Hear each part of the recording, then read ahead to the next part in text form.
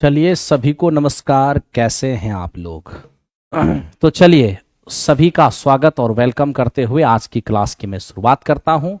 आज आप लोग को थोड़ा सा अलग क्वालिटी का दिख रहा होगा क्लास। कारण क्या है कि आज मैं नए स्टूडियो से लाइव हूं और नए स्टूडियो वाकई आपकी सेवा के लिए बेहद ही शानदार बनाया गया है। ठीक है, तो चलिए हम स्टार्ट करते हैं आज के सेशन को। आज हमारा सेट नंबर 20 आपकी सेवा में होगा। तो चलिए सेट नंबर 20 का पहला सवाल। सेट नंबर 20 का पहला सवाल है 987x54 संख्या के लिए दिए गए विकल्पों में से अनुपस्थित x चुने ताकि 6 से पूर्णतया विभाज्य हो। अब आपको ये पता होना चाहिए कि अगर कोई संख्या 6 से कट रही है तो निश्चित तौर पर वो 2 से भी कटेगा और मेरे मित्र 3 से भी कटेगा, 2 से भी कटेगा और 3 से भी कटेगा। ठीक है, अगर कोई संख्या 2 से कट रही है इसका मतलब उसका जो लास्ट डिजिट होगा, संख्या का जो लास्ट डिजिट होना चाहिए वो इवन होना चाहिए, है ना। तो ये 2 से कट रहा है और देखिए लास्ट डिजिट बिल्कुल इवन है। तो लास्ट डिजिट अगर इवन है तो ये 2 से कट रहा है, लेकिन ये चूंकि 3 से भी कट रहा है तो 3 की डिविजिबिलिटी रूल क्या है? अंकों का योग 3 से कटना चाहिए। तो देखो मेरे दोस्त, जो अंकों का योग 3 से कटता जाएगा आप काटते चलिएगा। देखिए 9 चला गया, 3 से कट गया, 8 7 15 भी 3 से कटेगा, 5 4 9 भी 3 से कटेगा। तो फिर x का मान क्या होगा? तो ये x का जो मान है वो 3 से कटने वाली होना चाहिए, तभी पूरा 3 से कटेगा। तो 3 से कटने वाली डिजिट 0 हो सकता है, 3 हो सकता है, 6 हो सकता है और 9 हो सकता है। तो x का जो मान है यहाँ पर वो मेरे दोस्त 0 3 6 और 9 इन्हीं में से कोई होगा। तो हम देख पा रहे हैं कि ऑप्शन में केवल और केवल 3 मौजूद है, इसलिए हमारा ये आंसर हो गया। हालांकि यहाँ पर इनमें से कोई भी मेरे दोस्त हो सकता है। ठीक है, बिल्कुल आप कह रहे हैं 3 3 इस क्वेश्चन का आंसर है। सर टीजीटी मैथ के लिए है? बिल्कुल मेरे दोस्त, आप एक बार देख तो लीजिए, आपके थंबनेल पर लिखा हुआ है टीजीटी है, 6 to 8 है, दोनों ही आपकी सेवा में है। ठीक है ना। चलिए अब चलते हैं हम नेक्स्ट क्वेश्चन पे। अब आप नेक्स्ट क्वेश्चन देख सकते हैं, यदि पहली संख्या और दूसरी संख्या तीसरी संख्या की तुलना में 25% और 50% अधिक है तो पहली और दूसरी संख्या के बीच का अनुपात क्या होगा? अब देखिए हमारे पास ये पहली संख्या, दूसरी संख्या और तीसरी संख्या, कहा गया कि पहली और दूसरी तीसरी से अधिक है। तो मेरे दोस्त पहली जो है वो भी तीसरी से अधिक है और दूसरी जो है वो भी तीसरी से अधिक है। ठीक है, तो पहली संख्या तीसरी से 25% ज्यादा है। अगर इसको 100 मान लें तो इससे 25% ज्यादा ई मेरा 125 हो जाएगा और इससे 50% ज्यादा ई हमारा 150 हो जाएगा। हमें कहा है कि पहली और दूसरी का रेशियो क्या होगा, तो पहली और दूसरी का रेशियो देखेंगे 25 5 125 और 25 6 150, यानी इस क्वेश्चन का आंसर हमारा ए नंबर हो जाएगा। तो आप में से जिनका भी ए नंबर है बिल्कुल करेक्ट है। ठीक है, आइए अब चलते हैं क्वेश्चन नंबर नेक्स्ट की ओर। ये था हमारा 3 नंबर सवाल, ये लीजिए आपका 4 नंबर सवाल। देखिए 4 नंबर क्वेश्चन जो आप देख रहे हैं यहां पर अगर हम डिग्री वैल्यू पुट करते हैं 30 डिग्री मान लीजिए, 60 डिग्री, कुछ इस तरह से, तो ये थोड़ा सा कैलकुलेशन को टफ बना सकता है। इसलिए हम यहाँ पर डिग्री वैल्यू ना मानकर हल्का एक लाइन बेसिक करते हैं, क्योंकि मेरे दोस्त अगर हम मान लिया जाए कि 0 डिग्री डाल देते हैं तो समथिंग अपॉन 0 अनडिफाइन हो जाएगा। अगर 90 डिग्री डाल देंगे तो 1090 अनडिफाइन हो जाएगा, है ना। तो 090 डाल नहीं सकते हैं। अगर हम 45 डालते हैं मान लिया जाए तो वैसे स्थिति में ऑप्शन नंबर ए भी आंसर होता दिखेगा, ऑप्शन नंबर सी भी आंसर होता दिखेगा, फिर वो भी हमारे लिए समस्या हो जाएगा, है ना। तो क्या करें, हल्का सा बेसिक यूज करें। 10 को हम साइन बाय कॉस लिख सकते हैं और मित्र मेरे सेक को 1 बाय कॉस तो लिख ही सकते हैं। आप कहोगे हाँ जी सर।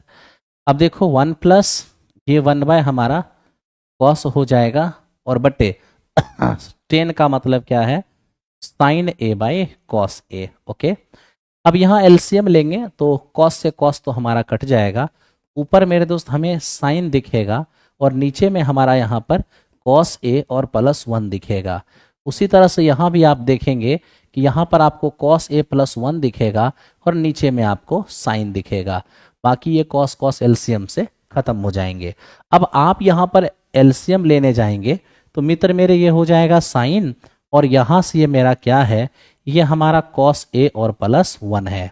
अब यहाँ देखिए साइन का मल्टीप्लीकेशन साइन से करेंगे तो मित्र मेरे ये साइन स्क्वायर हो जाएगा, और यहाँ देखना कॉस प्लस ए का गुना कॉस प्लस ए से करेंगे तो कॉस ए प्लस 1 का होल स्क्वायर होगा। तो कॉस ए प्लस 1 का होल स्क्वायर करेंगे तो ए स्क्वायर प्लस में हमारा 2ab हो जाएगा और प्लस में हमारा बी स्क्वायर हो जाएगा। समझ में आया क्या? Sine into sine sine square, cos plus 1 into cos plus 1 cos plus 1 का होल स्क्वायर, तोड़ दिए उस पर।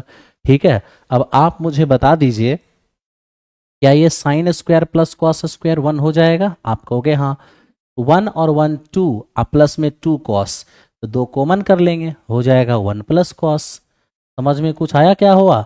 1 और 1 2 प्लस 2 कॉस, 2 कॉमन लिए तो 1 प्लस कॉस हो जाएगा। और नीचे आप देखिए आप साइन कॉमन कर रहे हैं तो ये आपका कॉस प्लस 1 हो रहा है। कॉस प्लस 1 से कॉस प्लस 1 खत्म हो जाएगा, 2 और बटे में ये मेरा कॉस हो जाएगा, आप कह सकते हैं तो 2 सेक हो जाएगा। तो इस तरीके से, सॉरी ये कॉस नहीं बचेगा मेरे दोस्त, ये हमारा क्या बचेगा, नीचे में साइन बचेगा। तो 2 अपॉन साइन बचेगा जो हो जाएगा हमारा 2 कॉस 1। तो इस प्रकार कभी कभी हमें थोड़ा सा अलग हट के भी ऑपरेशन करना होता है ताकि आपको कोई दिक्कत नहीं हो। ठीक है, आप लोग बस ईमानदारी से काम करते रहिए मेरे दोस्त। मैंने पहले भी कहा था और अभी भी कह रहा हूं कि अर्जुन बैच आप सब के लिए रिवाइटल का काम, एंटीबायोटिक का काम करता है, इसलिए अर्जुन बैच सभी के फोन में मेरे दोस्त होना ही चाहिए। केवल 499 उसका फी है। आप जितने भी लोग टीआरई की तैयारी करते हैं, अगर आप सलाह मानना चाहते हैं तो उस सारे सलाह में से एक अर्जुन बैच को भी अपने फ़ोन में रख लीजिएगा। वो एन वक्त पर आपको रिवीजन में ज़बरदस्त काम आएगा। ठीक है, चलिए आगे बढ़ते हैं नेक्स्ट क्वेश्चन की ओर। अर्जुन 4.0, ध्यान दो क्या है ये, a प्लस बी बराबर 90, कॉस बी बराबर हमारा 1/3 है। तो बताइए साइन a का मान क्या होगा? बहुत आसान है मेरे दोस्त। वो कैसे? अरे भाई जब a प्लस बी बराबर हमारा 90 है तो क्या b बराबर हमारा 90 माइनस a नहीं होगा? क्या हो जाएगा ना। और अब देखिए क्या दिया हुआ है, कॉस b और बराबर 1/3 दिया हुआ है। अब हम आपसे पूछना चाहते हैं क्या b के जगह b का मान 90 माइनस a रखेंगे तो क्या आपत्ति है? कोई आपत्ति नहीं है। तो देखिए कॉस 90 माइनस a, ये हमारा क्या हो जाएगा, साइन a। तो साइन a हमारा हो जाएगा 1/3। तो यही इस क्वेश्चन का आंसर हो जाएगा। तो मेरे दोस्त जो हमारा कॉस b है वही हमारा साइन a होगा। उम्मीद है कि समझ में आ रहा होगा। ठीक है, चलिए thank you very much. Next question पे चलते हैं। अब देखिए ये क्या है हमारा सवाल, हमें कह रहा है कि ट्रायंगल ABC और DEF आपस में सिमिलर है। BC का मान 12.5, EF का मान 10 सेमी। तो बताइए दोनों के एरिया का रेशियो क्या होगा? मित्र मेरे जब ई दोनों आपस में सिमिलर है तो कॉरेस्पॉन्डिंग साइड पता है कैसे लगेगा, फर्स्ट टू सेकेंड टू, ठीक है, फर्स्ट एंड लास्ट, यही कॉरेस्पॉन्डिंग साइड है। तो आप देखिए ना जब हम सेकेंड टू और सेकेंड टू कर रहे हैं तो इसका BC और इसका EF आपस में कॉरेस्पॉन्डिंग है। तो आपको ये बात पता होना चाहिए कि दो समरूप त्रिभुज के कॉरेस्पॉन्डिंग साइड, तो इसका BC और इसका मेरे दोस्त EF। तो देखिए BC का मान कितना है आपका 12.5 और EF का मान कितना है आपका 10। अगर हम रेशियो लेने जाएंगे तो डेसिमल हटाएंगे, यहाँ पर 0 हो जाएगा। तो यहां से आपका साइड रेशियो क्या होने वाला है मित्र मेरे, 25:5 और 25:4, ये हो गया हमारा साइड रेशियो। अगर साइड रेशियो हमारा 5:4 हो गया तो हमारा एरिया रेशियो क्या होगा, थोड़ा उस पर फोकस करना। तो 5 का स्क्वायर 25 हो जाएगा और 4 का स्क्वायर 16 हो जाएगा। यानी कि कॉरेस्पॉन्डिंग साइड के स्क्वायर के रेशियो में एरिया हो जाएगा।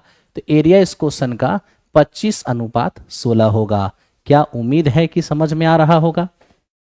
बिल्कुल मेरे दोस्त, आपको समझ में आना चाहिए। एक मिनट।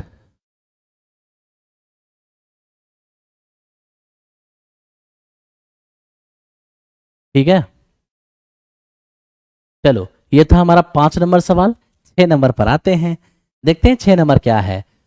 त्रिभुज एबीसी में कोण बी और सी का जो इंटीरियर एंगल बाइसेक्टर है वो डी पर मिलता है।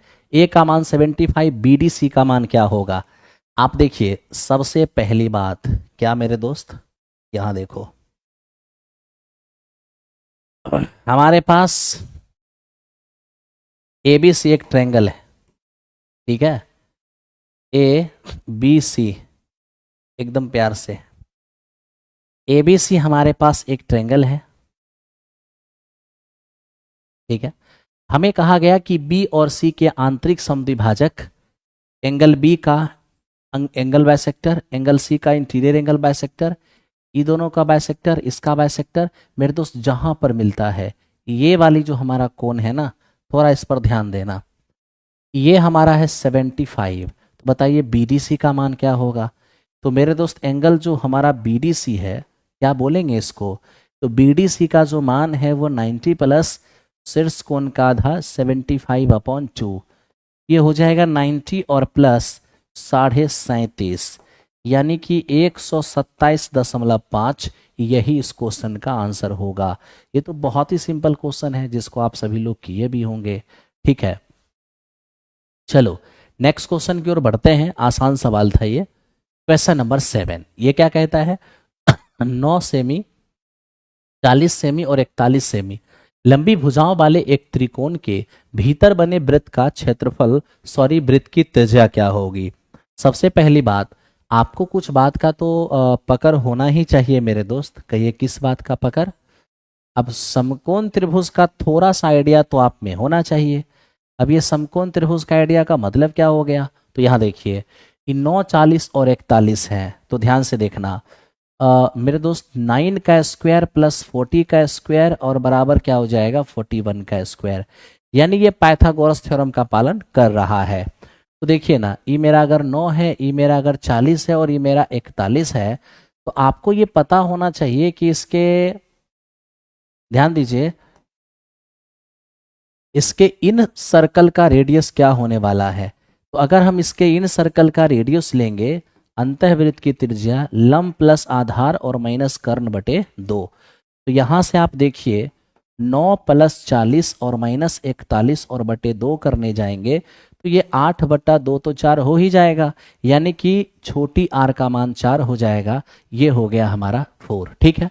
लेकिन अगर कैपिटल आर की बात करेगा सरकम रेडियस का, तो मेरे दोस्त ये आपका हाइपोटेन्यूज अपॉन 2 हो जाएगा, यानी कि 41/2, बोले तो 20.5, यही इस क्वेश्चन का रिजल्ट हो जाएगा।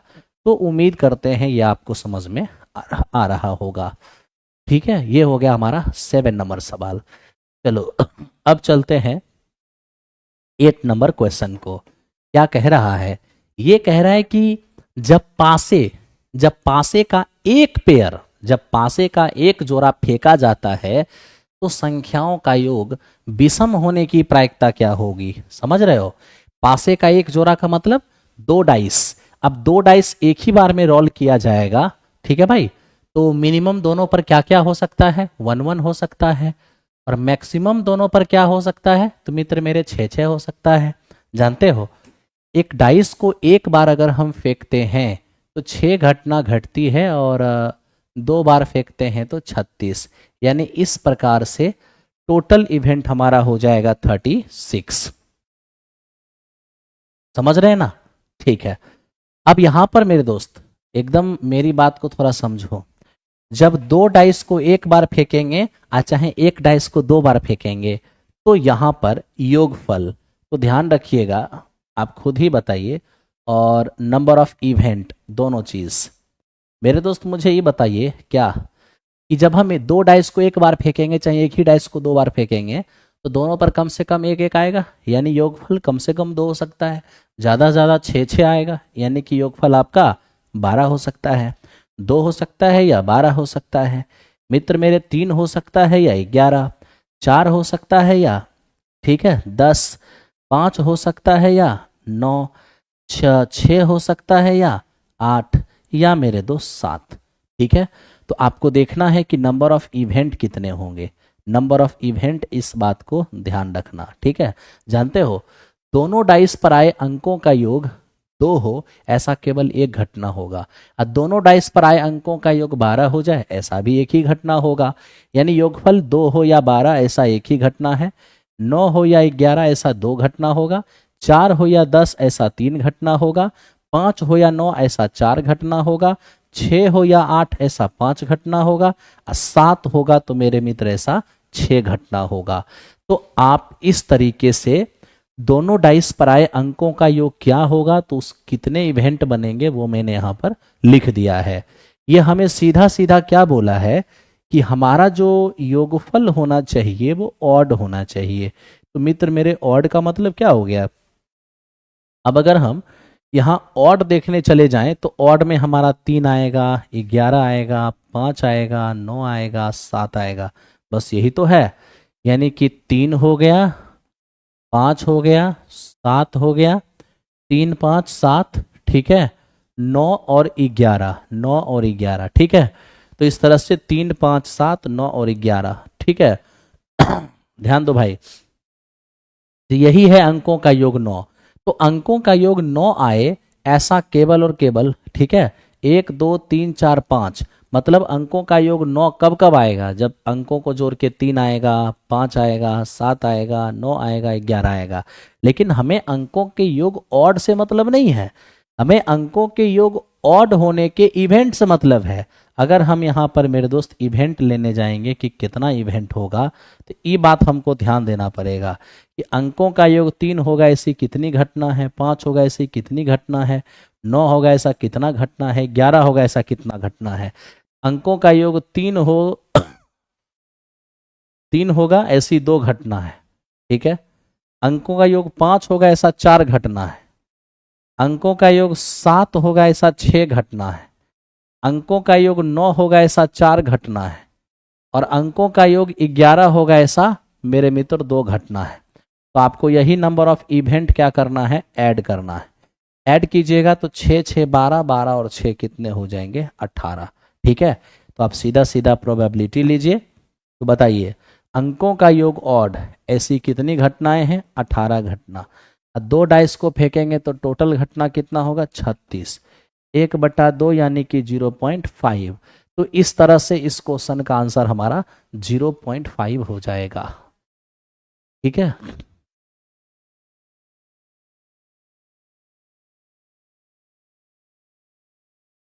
कहीं से भी समस्या है, कोई दिक्कत है, नहीं होना चाहिए। रिकॉर्डेड क्लास, किस चीज का रिकॉर्डेड क्लास मेरे दोस्त, मैं तो लाइव पढ़ा रहा हूं। आप में से जिनको समझ में नहीं आया है, प्रोबेबिलिटी बाय एमर्जी सर सर्च कीजिए, वीडियो आएगा। आप इसका स्पेशल मैंने वीडियो दिया है, आप देखिएगा, आप सबको समझ में आएगा। देखिए अब क्या है, किसी बल्लेबाज के पिछले 10 पारियों के जो स्कोर हैं वो दिए गए हैं। इन पारियों में बल्लेबाज की माधी का स्कोर कितना होगा, हमें इसमें माधी का पूछा गया है। सबसे पहली बात मेरे दोस्त, 5 और 5 10, 10 पारी के रन हैं। तो 10 पारी के रन का मतलब क्या हुआ, नंबर ऑफ टर्म हो जाएगा 10। नंबर ऑफ टर्म 10, 10 का मतलब हो जाएगा इवन। और याद रखना, जब नंबर ऑफ टर्म इवन हो तो इस स्थिति में हमारा मीडियन क्या होगा, नंबर ऑफ टर्म इवन हो तो इस स्थिति में हमारा मीडियन होगा एन 1/2, ठीक है, 1/2 n/2th term plus n/2 plus 1th term, 1th term. अब आप इसको देखिएगा कि 1/2 हो जाएगा n/2th, तो मेरे दोस्त 10/2 यानी कि 5 5th टर्म हो जाएगा, और प्लस 10/2 5 और 1 6, तो ये हमारा हो जाएगा 6th टर्म, ठीक। अब यहाँ से हो जाएगा अपना 1/2। अब इसको देखिए 5th टर्म, ठीक है। तो मेरे दोस्त 5वां टर्म आप देख लो, ऐसे तो इसको असेंडिंग डिसेंडिंग में सजाना होता है, लेकिन आप नहीं भी सजाओगे तो भी हो जाएगा काम।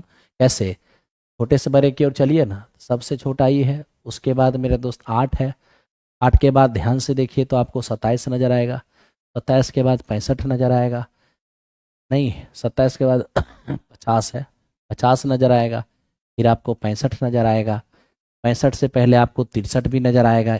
और डाटा का भी ध्यान रखिए, और देखिए कोई इससे छोटा भी है, नहीं इससे छोटा नहीं है, तो हमको तो चाहिए पांचवा और छठा, तो सबसे छोटा हमारा 6 है, फिर 8 है, 27 है, फिर हमारा 50 है, और फिर हमारा 63 है। तो 63 हमारा पांचवा टर्म हो गया, 63 के जस्ट बाद हमारा 65 है, 65 हमारा छठा टर्म हो गया। तो पांचवा टर्म हमारा 63 और छठा टर्म हमारा 65, यानी ये हो जाएगा 1/2 और 128, बोले तो 64। तो मेरे दोस्त 64 ये तो हमें नजर आ रहा है, 64 64 बहुत बढ़िया। ऑप्शन नंबर ई इस क्वेश्चन का आंसर हो रहा है। आप में से जिनको भी 64 आ रहा होगा बहुत करेक्ट रहा होगा। वेरी नाइस दोस्त, ठीक है। चलिए आगे बढ़ते हैं अगले क्वेश्चन की ओर। अब इसको देखिए, ए और बी का एलसीएम सी है, तो उनका एचसीएफ क्या होगा। अब आपको पता होना चाहिए क्या, LCM into HCF, LCM into HCF बराबर पहली संख्या गुना दूसरी संख्या, ठीक है। एलसीएम हमारा सी है, एचसीएफ हम नहीं जानते, बराबर ये हमारा ए बी। अगर एचसीएफ चाहिए होगा तो ये ए बी और बटे में सी हो जाएगा, यही इस क्वेश्चन का आंसर है। ए बी और बटे में सी हो जाएगा, यही इस क्वेश्चन का आंसर है, ठीक है। उम्मीद है आपको समझ में आ रहा होगा, ठीक है। चलो मेरे दोस्त चलते हैं नेक्स्ट क्वेश्चन पे।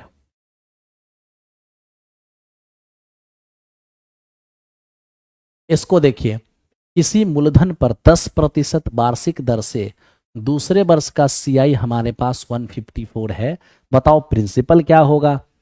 अब आप ये देखो मेरे मित्र, अगर आपको यहाँ ध्यान दो, जैसे देखो 2 साल के ब्याज में 1 साल का ब्याज हटा देंगे तो दूसरे साल का ब्याज तो मिल ही जाएगा जी। तो आपको पता होना चाहिए कि 10% की रेट से अगर हम 2 साल का सीआई निकालने चल जाएं, 2 साल का सीआई तो हो जाएगा 21%, ठीक है। और रही बात 1 साल का सीआई, तो जो रेट होता है वही 1 साल का सीआई होता है। तो 2 साल के सीआई में 1 साल का सीआई हटा दीजिए, तो ये हमारे दूसरे साल का सीआई आ जाएगा। क्या, ये हमारे दूसरे साल का सीआई आ जाएगा। और दूसरे साल का सीआई जो मुझे 11% दिख रहा है, वो रियल में कितना है, 154 है। अब यहाँ से 1% का मान लेंगे, 11 चौको 11 एकम 11, ठीक है, और 11 चौको 44, तो 1% का मान हमारे पास 14 होगा। हमें कहा प्रिंसिपल बताइए, तो 1% का मान अगर 14 है तो 100% का मान 1400 हो जाएगा। यही इस क्वेश्चन का आंसर होगा। उम्मीद है समझ में आ रहा होगा। चलिए बहुत अच्छी बात है, वेरी नाइस। देखिए अब क्वेश्चन नंबर नेक्स्ट। अब देखो ये क्या कहा, ये कहा एक घन और एक गोले की ऊंचाई एक समान है, ठीक है, उनके आयतन का अनुपात क्या होगा। एक घन और एक गोले का ऊंचाई समान है, बात को समझने की कोशिश करो, ठीक है भाई।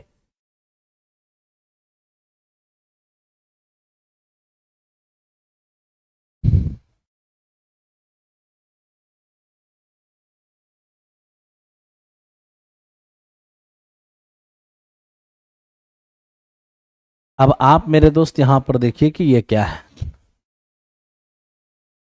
ये हमारे पास एक घन हो गया। अब रही बात एक गोले की, तो गोला भी बना लेते हैं। हालांकि ये तो गोला की जैसा दिख नहीं रहा, ये दिख रहा है सर्कल की जैसा, लेकिन कोई बात नहीं है, आपको समझ आना है। ये मेरे दोस्त क्या है हमारा,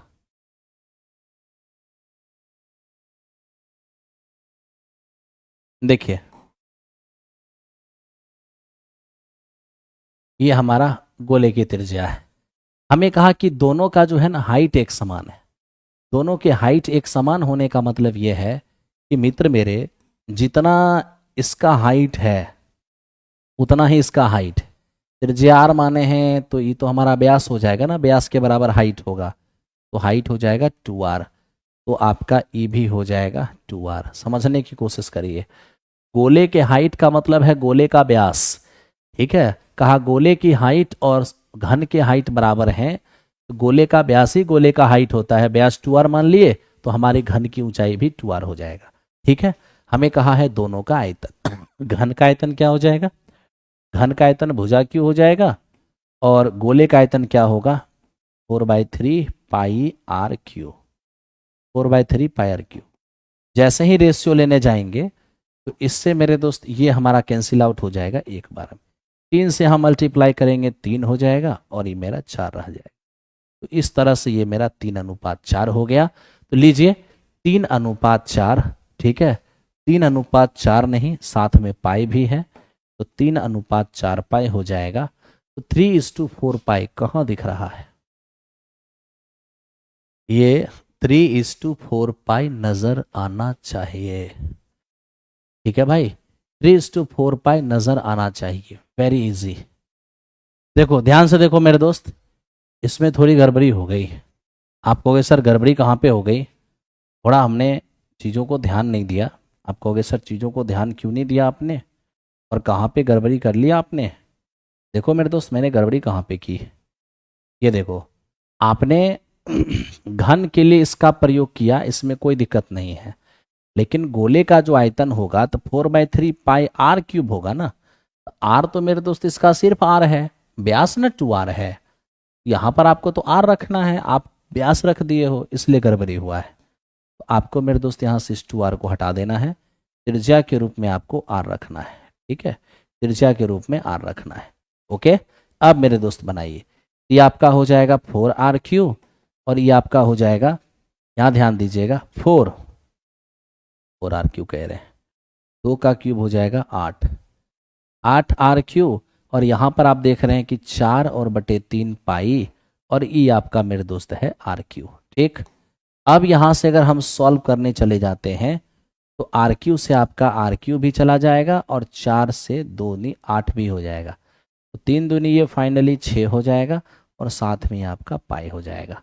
तो इस तरह से मेरे दोस्त 6:2 पाई होगा, ऑप्शन नंबर ए हो जाएगा। ऑप्शन नंबर ए इस क्वेश्चन का आंसर होगा, थोड़ा सा दिमाग लगाना है, ठीक है, अच्छे से, ठीक है मेरे दोस्त। चलिए यहाँ पर आपने गोले के लिए 2r जो रख दिया वो कायदे से आपको r ही रखना चाहिए, क्यों, क्योंकि यहाँ पर गोले की त्रिज्या रहेगा ना कि व्यास रहेगा, वो तो गोले का व्यास और घन की ऊंचाई समान था ना, तो यहाँ ऐसा थोड़ी ना है कि आयतन में आप व्यास ही रख दीजिए, रखना आपको त्रिज्या ही होगा, ठीक है। आओ मेरे दोस्त चलते हैं नेक्स्ट क्वेश्चन।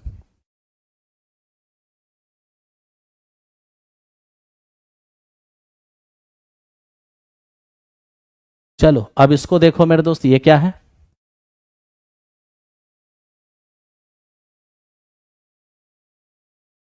यहां देखिए हमें कह रहा है कि अरे घन का हाइट, घन में क्या होता है, लंबाई चौड़ाई ऊंचाई सब समान है ना होता है, ऊंचाई 2r है तो लंबाई भी 2r चौड़ाई भी 2r, जो घन की भुजा होती है वही उसकी ऊंचाई होती है, तो फिर इतना क्यों कंफ्यूजन में है।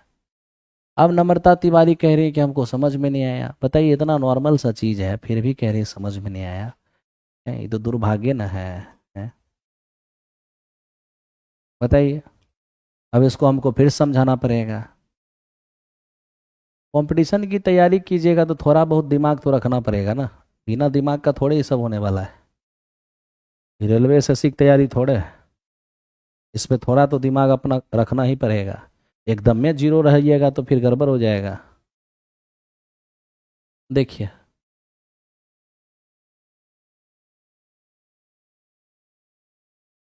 समझिए भाई लोग, क्वेश्चन ने कहा है कि एक घन की ऊंचाई, कम से कम यहां देखिए ना, एक घन और एक गोले की ऊंचाई एक समान है, तो घन की जो भुजा होती है वही घन की ऊंचाई होती है, यानी इसको अगर हम मान लिया जाए 2r कह दिए तो ई भी मेरा 2r ही होगा और ई भी मेरा जो है वो 2r ही होगा, ठीक है। घन में लंबाई चौड़ाई ऊंचाई सब एक समान होता है, एक हमें क्वेश्चन ने कहा है कि घन की ऊंचाई और गोले की ऊंचाई एक समान है। तो गोला की ऊंचाई का मतलब क्या समझ रहे हैं, यहां से यहां तक ये है गोला की ऊंचाई, ये यही होगा गोला की ऊंचाई पूरा, नीचे से लेके ऊपर तक इंची टेप से नापिएगा। ठीक है, आप सोच लीजिए ना, जो आपके घन की ऊंचाई है वही आपके गोला की ऊंचाई होगा। गोला की ऊंचाई हमारा 2r हो गया। गोला की ऊंचाई का मतलब क्या, गोला का व्यास।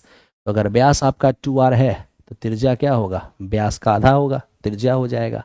अकॉर्डिंग टू क्वेश्चन हमें कहा दोनों के आयतन का अनुपात। घन का जो आयतन होता है वो हमारा भुजा क्यू होता है, ठीक।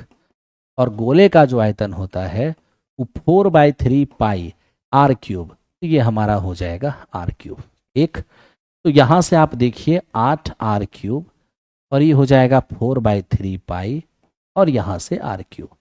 अब यहां से आप देख सकते हैं कि आर क्यू से आर क्यू चला गया, 4 दूनी 8 हो गया, तो 3 दूनी ये 6 हो जाएगा और यहाँ पर ये मेरा पाई हो जाएगा। क्या समस्या है, हैं? इतना नॉर्मल सा बात तो आपको समझना ही पड़ेगा। चलो भाई चलते हैं नेक्स्ट क्वेश्चन पे। अरे भाई क्या हो गया, लाइक का बटन प्रेस करने में संकोच हो रहा है, हैं?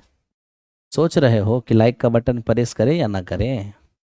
करते रहना है भाई, आपके प्यार आपकी मोहब्बत भी बहुत जरूरी है। चलिए इसको देखिए। एक दीवार के सहारे खड़ी सीढ़ी का उन्नयन कोण 45 डिग्री है। दीवार से सीढ़ी के जड़ की दूरी 4√2 है। तो बताइए सीढ़ी की लंबाई क्या होगी। ठीक है, ये रहा एक दीवार, ये दीवार है और दीवार से लगा हुआ ये सीढ़ी है। ठीक है भाई, दीवार से लगा हुआ ये सीढ़ी है और ये क्या है, ये तो आपका धरती है।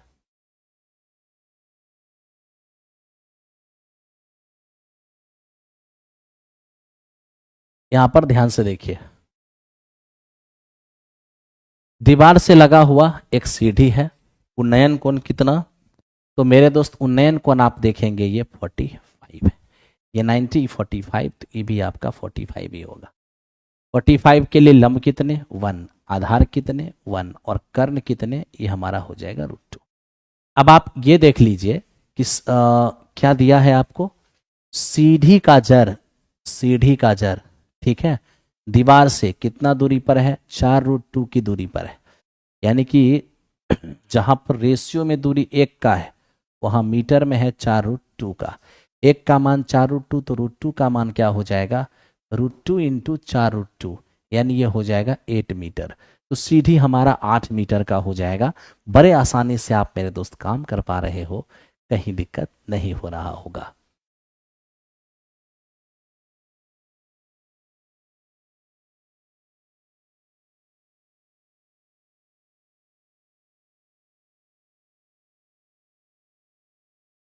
ठीक है, अब देखो मेरे दोस्त, ये आज 20 नंबर सेट है ना, आज सेशन 1 आपका खत्म हो रहा है, कल से सेशन 2 शुरू होगा।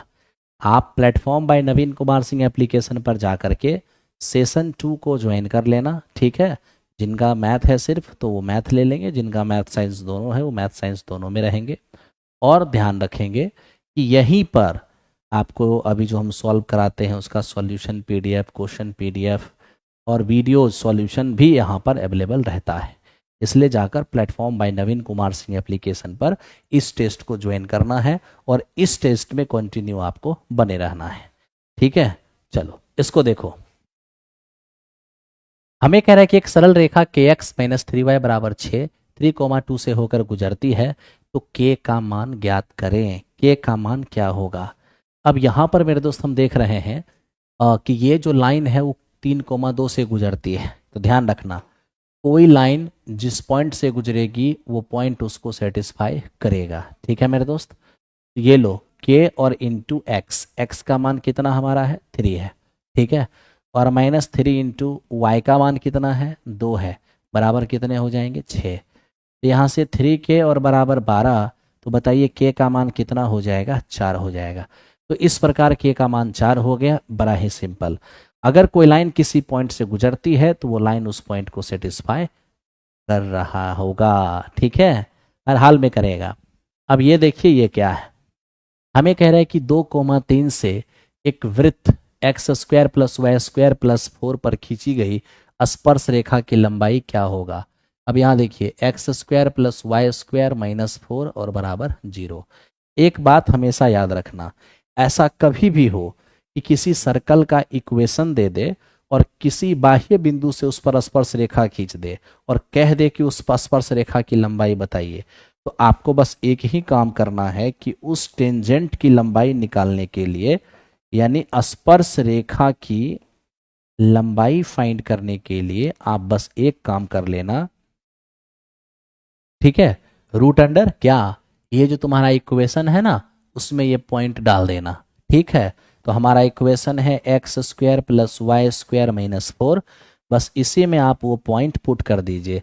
x की जगह पर 2 तो 2 का स्क्वायर 4 होगा, y की जगह पर 3, 3 का स्क्वायर 9 होगा और ये हमारा 4 है। 4 से 4 जाएगा रूट 9 का मान 3 होगा। यही इस क्वेश्चन का रिजल्ट हो जाएगा। हम उम्मीद करते हैं समझ में आपको आ रहा होगा। ठीक है, बढ़ो नेक्स्ट क्वेश्चन। इसको देखो मित्र, ये क्या है, ये हमें कह रहा है कि सर cos 15 माइनस साइन 75 और cos 15 प्लस साइन 75 क्या मान होगा।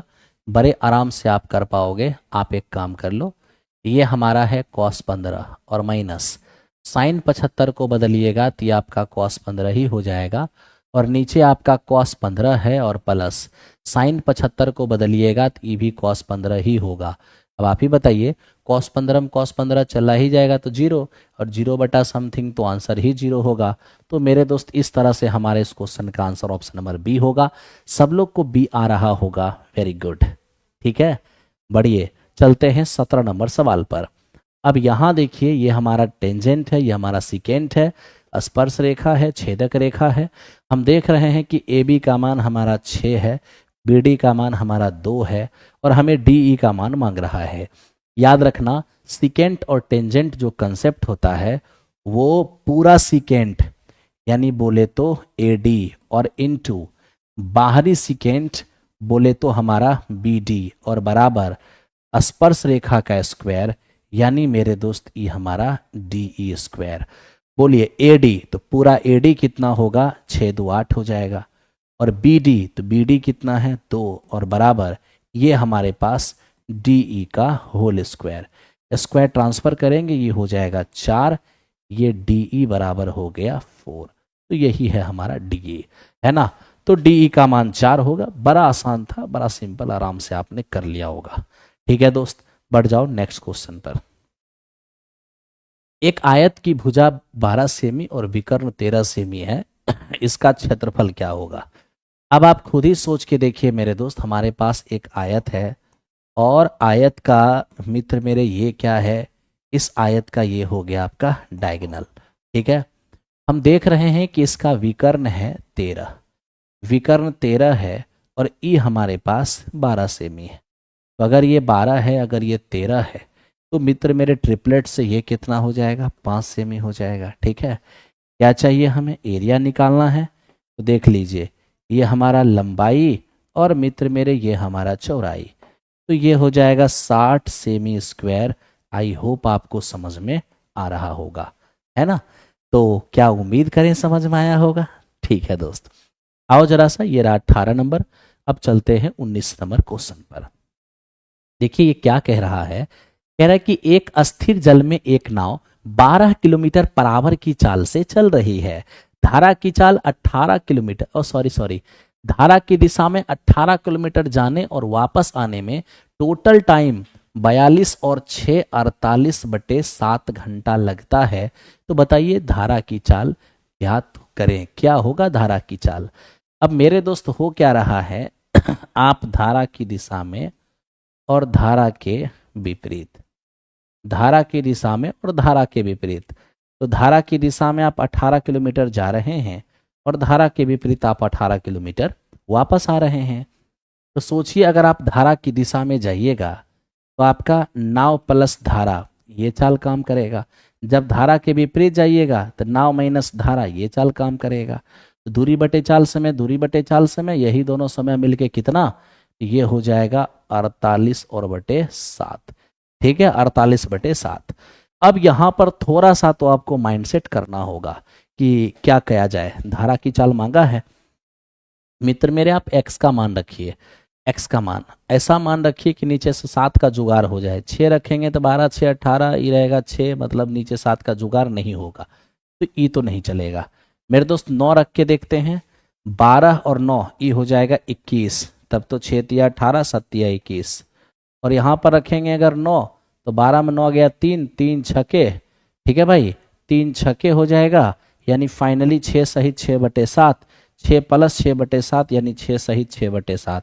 कहने का मतलब स्पष्ट हो गया कि यहाँ से धारा की चाल कितना हो जाएगा 9। तो धारा की चाल आपको 9 नजर आएगा बड़े आराम से। हाँ, अब कुछ बच्चे कह रहे हैं कि सर मुझे नींद आ रहा है। अगर आपको नींद आ रहा है तो आप सो जाइए ना, ऐसे भी कंपटीशन बहुत टफ है, सीट बहुत कम रहता है ना। नींद आ रहा है बताइए, जिसका एग्जाम कुछ दिन के बाद होगा उसको नींद आ रहा है। हाय रे भाई, चलो ध्यान दो, कंपटीशन थोड़ा कम करना है तो सो जाइए हैं। चलो मेरे दोस्त ध्यान दो, एक निश्चित संख्या में व्यक्ति किसी काम को 28 दिन में कर सकता है। कहा यदि 250 व्यक्ति अधिक होता तो वही काम 7 दिन कम में पूरा हो जाता, मतलब 7 दिन कम लगते। 7 दिन कम लगने का मतलब क्या हो गया, पहले 28 दिन लगता था, अब 7 दिन कम लगता, यानी मेरे दोस्त 21 दिन लगता। तो हम क्या कह सकते हैं, हम यही कह सकते हैं एक निश्चित संख्या में, मान लेते हैं x व्यक्ति जिस काम को 150 दिन में कर सकता है। अब कहा कि वही व्यक्ति, ठीक है, अगर वही x व्यक्ति में 150 व्यक्ति और होता, ठीक है, एक निश्चित संख्या में कोई व्यक्ति किसी काम को 150 दिन में कर सकता है, ठीक है। अब कह रहा है कि 150 व्यक्ति और होता तो वही काम केवल 21 दिन में पूरा हो जाता। तो x आदमी 150 दिन में, इतना आदमी 21 दिन में, जो काम यहाँ वही काम यहाँ, इसलिए हो जाएगा बराबर। जो कटने वाला है काट लीजिए, ये हो जाएगा 7 या 21 और ये हो जाएगा हमारा 50। तो फाइनली ये 50x और बराबर 7 से देखेंगे तो ये हो जाएगा 7x। कुछ तो गड़बड़ हो गए मेरे दोस्त, 150 आदमी और होते तो काम 7 दिन कम लगते, ठीक है, more man, okay okay, 7 days less to complete the work, how many people there in the beginning. अच्छा चलिए अब समझिए थोड़ा सा और देखिए यहां पर क्या हो सकता है। 21 दिन, ओके ओके,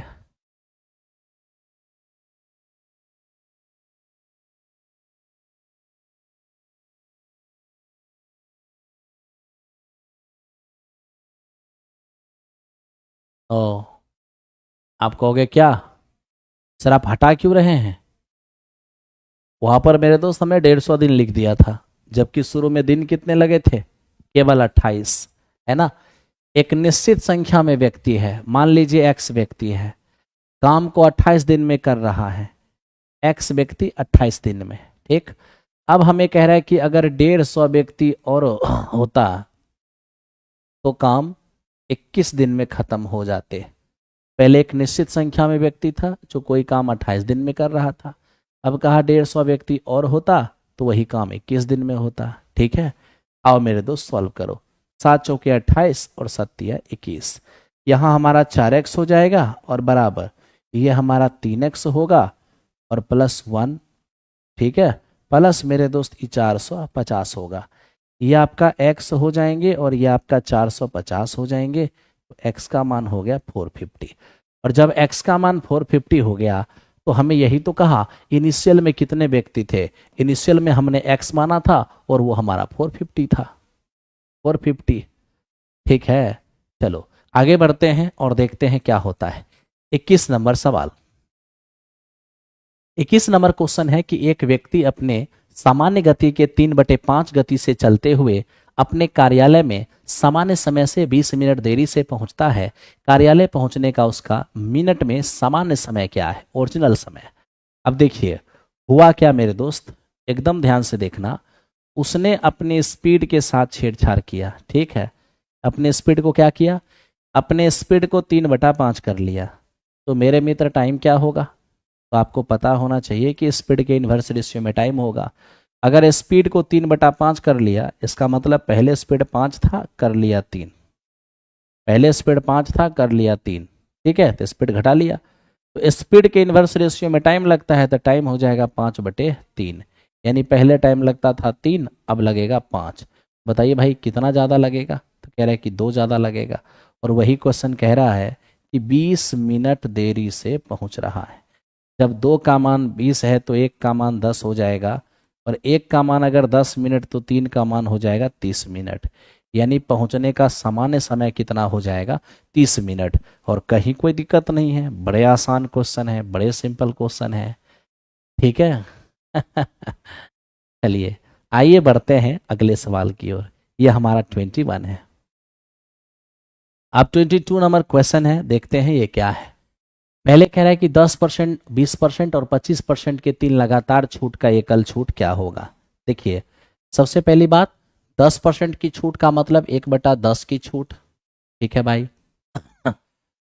20% छूट का मतलब 1/5 का छूट, और 25% की छूट का मतलब 1/4 का छूट। अब आप क्या कीजिए, एमआरपी और एसपी का रेशियो ले लीजिए, ठीक है। 1/10 की छूट का मतलब है एमआरपी हमारा 10, 1 की छूट पर बेचेंगे तो 9 में बेचेंगे। 1/5 की छूट का मतलब एमआरपी हमारा कितना, 5। अब 1 की छूट पर बेचेंगे तो कितना पर, तो मेरे मित्र 4 पर बेचेंगे। अब देखिए 1/5, 1/4 की छूट, तो एमआरपी कितना, 4, और उस पर 1 का छूट देंगे तो कितना बेचेंगे, 3 पर। 1/10 की छूट का मतलब 10 एमआरपी की चीज 9 में, 1/5 की छूट का मतलब 5 एमपी का चीज 4 में, और 1/4 की छूट का मतलब 4 एमपी का चीज 3 में, ठीक है। आइए अब आप ध्यान दीजिए मेरे मित्र, ये 4 से हमारा 4 चला गया, और तो कोई कटने वाला है नहीं। अब ये देखिए, अगर आप 4 से 4 ना काट के सिर्फ इतना ही काटे होते, क्या 2 दूनी 4 और 2 दूनी 4, कोई दिक्कत नहीं। पता है ऐसा क्यों, क्योंकि तब क्या होता, 50 50 दूनी 100 हो जाता, और यहाँ पर 18 18 तिया 54 हो जाता, यानी 100 का चीज 54 में बेचेंगे तो फाइनल डिस्काउंट कितने का, तो फाइनल डिस्काउंट 46 का। कैलकुलेशन आसान बनाने के लिए हम हमेशा चाहेंगे कि इनिशियल वैल्यू 100 हो जाए, ताकि मेरे दोस्त परसेंटेज इंक्रीज या डिक्रीज करने में कोई प्रॉब्लम नहीं रह जाएगा, ठीक है। चलिए अगले सवाल की ओर चलते हैं। अगला सवाल यहां देखिए। अब क्वेश्चन नंबर हमारा 23 क्या कहता है, कह रहा है कि एक वृत्ताकार मैदान है, 12 रुपए प्रति मीटर की दर से चारों ओर बार लगाने का खर्च हमारा इतना है, मैदान का क्षेत्रफल क्या होगा। चारों ओर बार लगाने का मतलब हो गया परिधि, ठीक है भाई। अब यहां देखना, 1 मीटर बार लगाने का खर्च जो है वो हमारा 12 रुपया है, 12 रुपये प्रति मीटर, यानी 12 रुपया में 1 मीटर अगर बार लगाया जा रहा है, तो आप ही सोचिए हमने तो 2640 रुपया पे किया है, कितना मीटर बार लगाया होगा, तो बस भाग दे दीजिए, 12 दूनी 24, 12 दूनी 24, 220 इतना मीटर बार लगाया होगा। और आप जानते हैं कि बार लगाने का मतलब क्या होता है, वृत्त की परिधि चारों तरफ, तो वृत्त की परिधि बोले तो 2 पाई और आर, यहाँ से आर क्या निकलेगा, तो मेरे दोस्त 24, यहाँ ध्यान दीजिए 22 से ये 10 बार में, और ये हो जाएगा 5, यानी कि आर का मान 35 मीटर हो जाएगा। और जब रेडियस हमारा 35 है तो एरिया क्या होगा, अब आपको टेंशन बिल्कुल भी नहीं लेना है, आपको याद रखना है कि रेडियस 7 के लिए परिधि 44 होता है, और एरिया मेरे दोस्त कितना 154 होता है। आज हमारा जो रेडियस है वो है 35, यानी रेडियस है 5 गुना, तो रेडियस अगर 5 गुना है तो एरिया हमारा हो जाएगा 5 का स्क्वायर गुना, यानी 25 गुना, 25 चौको 100, 25 + 125 और 10 135, 25 से कम 25, और मेरे दोस्त यहाँ ध्यान देना 13 कितने, 25 13 38, 3850, तो 3850 इस क्वेश्चन का आंसर होगा। बड़े आराम से आप कर सकते हैं, वेरी वेरी इंपॉर्टेंट, ठीक है। चलिए इसी तरह से लाइक का बटन भी प्रेस करते चलिए और मेरे दोस्त आगे बढ़ते चलिए। आप देखिए यहां पर कौन सा सवाल है अपने पास। अब हमारा सवाल है, एक आयत का परिमाप 80 सेमी है, इसका क्षेत्रफल 375 सेमी स्क्वायर है, तो आयत की लंबाई और चौड़ाई का अंतर क्या होगा। अब सोच के देखिए, अगर आयत का परिमाप हमारा 80 है तो पेरीमीटर क्या होता है 2 इंटू एल प्लस बी, ये हमारे पास 80 है, तो एल प्लस बी कितना हो जाएगा, ई हो जाएगा हमारा 40। तो एल प्लस बी हमारा 40 हो गया मेरे दोस्त, एल प्लस बी 40।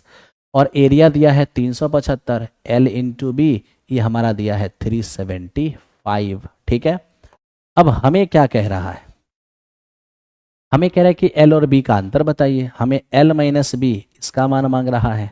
मेरे दोस्त यहाँ पर मान भी एज्यूम किया जा सकता है, कैसे, अगर हम ये देख लें एल और बी अगर ये 375 है तो ऐसा दो मान जिसको जोड़ने से 40 और गुना करने से 375 क्या हो सकता है, जरा सा देखिए तो 25 से काट करके, 25 से तो कट रहा है ना, 25 एकम 25 और 25 पचे 125 एकदम। तो मेरे दोस्त ये 25 और ध्यान दो, ये हमारा 25 और 15 हो सकता है, क्योंकि जोड़ने से 40 भी हो जाएगा और गुना करने से हमारा 375 भी हो जाएगा। तो बस लंबाई हमारा 25 है, चौड़ाई हमारा 15 है, अंतर कितने हो जाएंगे 10। तो इस प्रकार इस क्वेश्चन का आंसर हमारा 10 हो जाएगा। ठीक है, क्या उम्मीद करें समझ में आ रहा होगा। अगर मेरे दोस्त मान लो कि ऐसे हमारा वैल्यू हिट नहीं होता तो फिर ऐसे निकालते, एल माइनस बी बराबर रूट के अंदर एल प्लस बी का होल स्क्वायर और माइनस 4LB। तो आप ऐसे भी निकाल पाते, दिक्कत नहीं है, हम आपको निकाल के ही दिखा देते हैं। एल प्लस बी हमारे पास 40 है, तो 40 का स्क्वायर हो जाता 1600 और माइनस 4 इंटू एल बी 375, तो 4 और इंटू हो जाता 375। ये मेरे दोस्त 7 चौके 28, 28 और 2 30 और 4 तिया 12, 12 और 3 हो जाता 15। फाइनली यहाँ पर 100 आता और 100 का वर्गमूल 10। लंबाई कभी भी दूरी निगेटिव नहीं होता, इसलिए मेरे दोस्त ये भी निगेटिव नहीं लिया जाएगा, सिर्फ पॉजिटिव लिया जाएगा। देखिए ऑफलाइन न्यू टीजीटी के लिए कब प्रारंभ हो रहा है, 3 से 5 में। 3 से 5 में अगर ऑफलाइन आपको टीजीटी आना है आप आराम से आ जाइए 3 से 5 में। ठीक है, नेक्स्ट क्वेश्चन देखिए, समचतुर्भुज की एक भुजा 13 है, इसका विकर्ण अगर 10 है तो समचतुर्भुज का एरिया क्या होगा। अब यहां देखो मेरे दोस्त, बात समचतुर्भुज की है, बात है समचतुर्भुज की, तो ध्यान से देखना। समचतुर्भुज एक ऐसा चतुर्भुज है जिसकी चारों भुजा आपस में एक समान होती है और इसकी डायगोनल एक दूसरे को 90 डिग्री पर बाइसेक्ट करते हैं, यानी ये भी बाइसेक्ट हो जाएगा और मित्र मेरे ये भी बाइसेक्ट हो जाएगा। अब एक विकर्ण हम देख रहे हैं 10 है, जो 10 है विकर्ण वो हमारा 5 और 5 हो जाएगा। ठीक है, और मेरे दोस्त इसकी जो हमारी एरिया है, ध्यान से देखना, एरिया नहीं भुजा दिया हुआ है, ये हमारा 13 दिया हुआ है। तो आप देखिए समचतुर्भुज के विकर्ण पूरे समचतुर्भुज को, पूरे रोम्बस को 4 सर्वांगसम समकोण त्रिभुज में बांटती है। ये 5 ये 13, तो ये हर हाल में हमारा 12 हो जाएगा, और ये अगर 12 है तो मेरे मित्र ये भी हमारा 12 हो जाएगा। ठीक है, क्या चाहिए हमें, हमें चाहिए इसकी एरिया। तो आइए जरा एरिया देखते हैं, 1/2, ये हमारा 12 12 कितने हो जाएंगे 24, और ये हमारा 5 और 5 कितने हो जाएंगे 10। तो फाइनली आप देख पाइएगा 120। 120 इस क्वेश्चन का आंसर होगा। उम्मीद है कि समझ में आ रहा होगा। ठीक है भाई, चलो आगे बढ़ते हैं नेक्स्ट क्वेश्चन पे। ये हमारा 25 है। चलिए अब देखते हैं 26 नंबर क्वेश्चन। 26 में क्या है, 2 की पावर 18 - 1 विभाजित है इस ऑप्शन में से किससे। हम आपसे एक सवाल पूछना चाहते हैं, आप कहिएगा क्या। मित्र मेरे आप मुझे ये बताओ, क्या यहां पर अगर हम एक काम कर लें, थोड़ा दिमाग लगाना, माइनस का केस है ना, ठीक है, ऐसा कर लो भाई, 4, आप 2 की पावर 3, ठीक है, इसकी पावर 6, और मित्र मेरे 1 की पावर अगर 6 कर लेंगे तो क्या आपत्ति है, कोई आपत्ति नहीं होना चाहिए। अब 2 6 18 तो फिर से हो जाएगा, 2 की पावर 3 का मतलब 8, 8 की पावर 6 और माइनस मेरे दोस्त 1 की पावर 6, आप कहोगे कोई प्रॉब्लम नहीं। अब जरा सा ध्यान देना, x की पावर n और माइनस में a की पावर n, इसमें मेरे दोस्त ये याद रखना कि n अगर ऑड है तो x माइनस a से पूरी तरह से डिविजिबल होगा, ठीक है। लेकिन अगर x की पावर n और a की पावर n में ये जो आपका n दिख रहा है, अगर ये ऑड हो जाएगा, अगर ये n हमारा ऑड हो गया तो वैसे इवन हो गया, तो वैसे स्थिति में x माइनस ए और तथा x प्लस ए, ठीक है, x माइनस ए और तथा x प्लस ए दोनों से डिविजिबल होगा।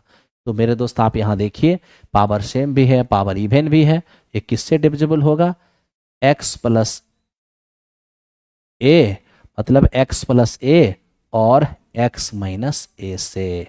यानी आप कह सकते हैं 9 से भी, ठीक है, और मेरे दोस्त 7 से भी। 9 से भी डिविजिबल है और 7 से भी डिविजिबल है, सिंपल। तो हमारा 7 से डिविजिबल होगा मेरे दोस्त, इससे डिविजिबल नहीं होगा और इससे भी डिविजिबल नहीं होगा, ठीक है। समझ में आ रहा है?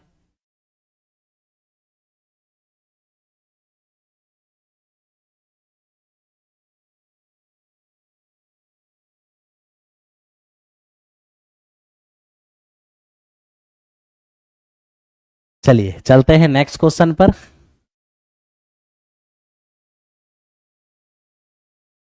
अब आप इसको देखिए कि ये क्या है, 2 बराबर x प्लस 1/1+1/5+1/2। कैसे x का मान आएगा? बहुत आसान है, आप पहले मेरे दोस्त इसको सॉल्व कर लो थोड़ा सा। अब ये 1+1/5+1/2 कर लीजिए इसको सॉल्व। तो देखिए हो जाएगा 1+1/, यहाँ क्या है, 5 दूनी 2 पचे 10, 1 11, 11/2, तो 2 चला जाएगा हमारा ऊपर और नीचे रह जाएगा 11, 11 कम 11 और 2 13, ये हो जाएगा हमारा 13 और बटे 11। तो इस प्रकार आपने ये देख लिया है कि 2 प्लस, यहाँ देखिए 2 बराबर, ठीक है, 2 बराबर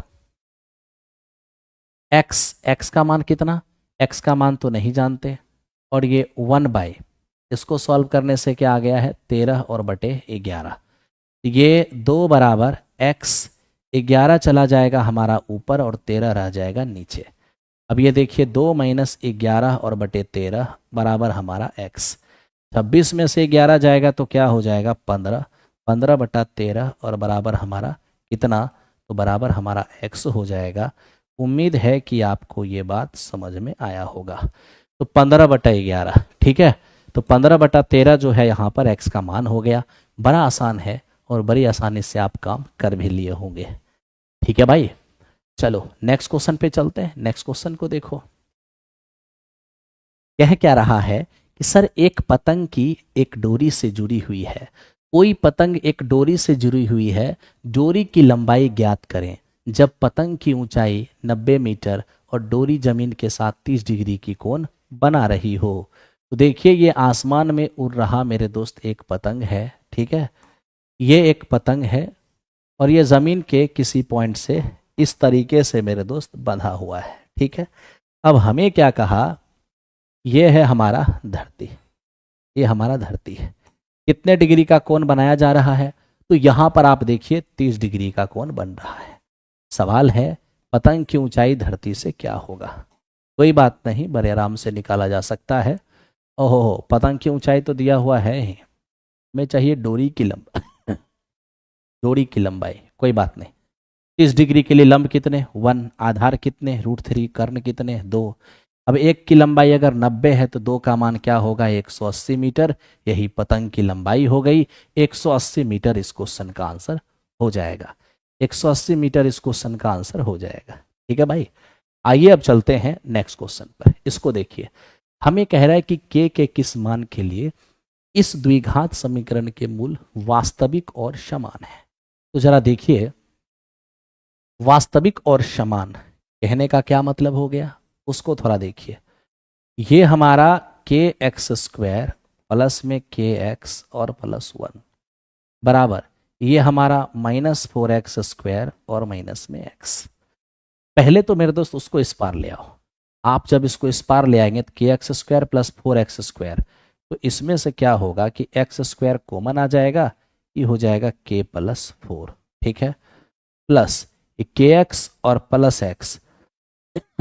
ऐसा कीजिए कि आप यहां से x कॉमन कर लीजिए, ये हमारा होगा k प्लस 1 और ये है प्लस 1 और बराबर 0। तो इस तरीके से मेरे दोस्त हमने उस पार बराबर के उस पार वाले चीज को सबको इस पार ले आया, ठीक है।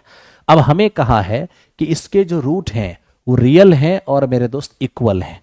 रियल और इक्वल हैं, इसका मतलब है कि डिस्क्रिमिनेंट 0 के बराबर। डिस्क्रिमिनेंट 0 के बराबर यानी कि b² माइनस 4ac हमारा 0 के बराबर होगा, ठीक है।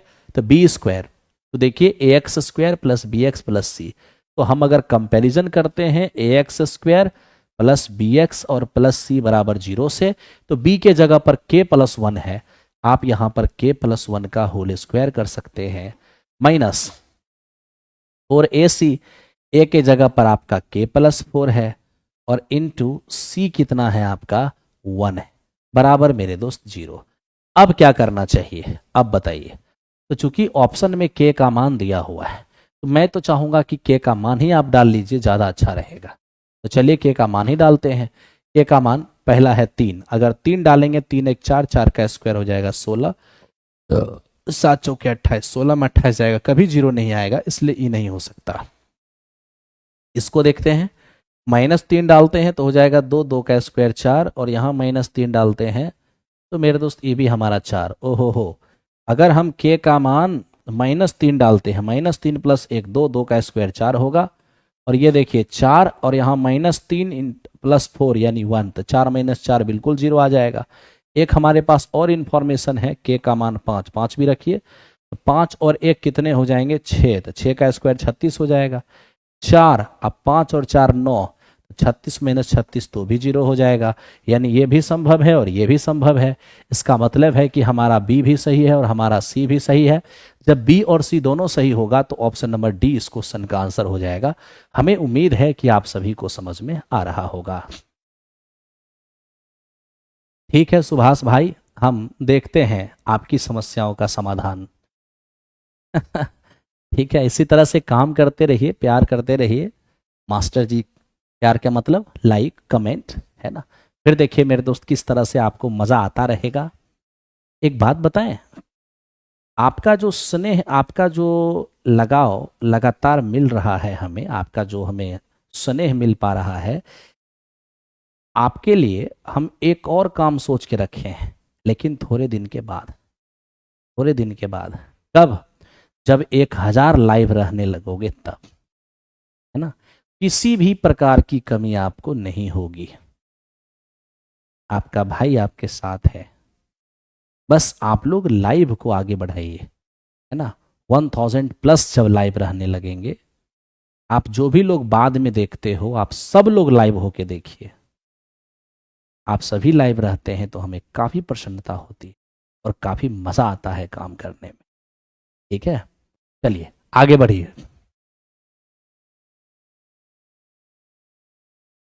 ये हो गया 29। अब आइए 30 पर। मित्र मेरे, 30 नंबर क्वेश्चन क्या है?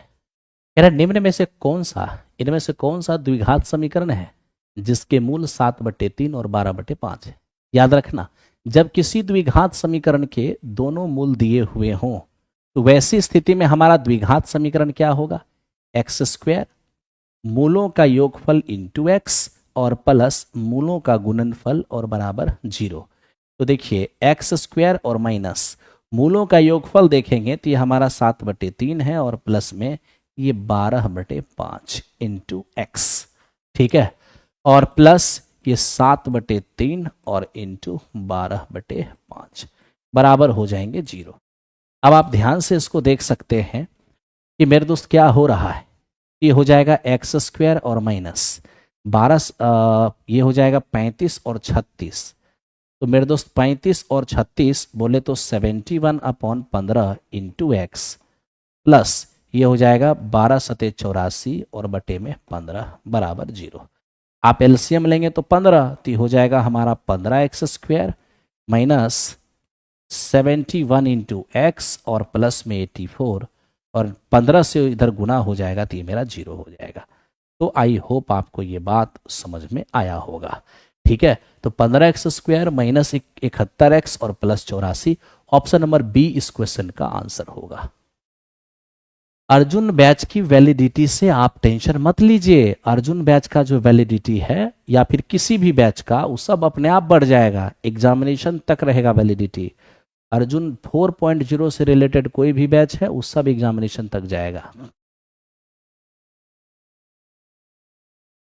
सबकी वैलिडिटी अपने आप बढ़ जाएगी। ठीक है, अब जैसे देखो ये क्वेश्चन है, कह रहा है कि 96 रुपया के 100 रुपया वाले 10% स्टॉक में लगे धन के बराबर x रुपए के भाव वाले 12% स्टॉक में धन लगाने के बराबर आए हो, तो बताइए x का मान क्या होगा।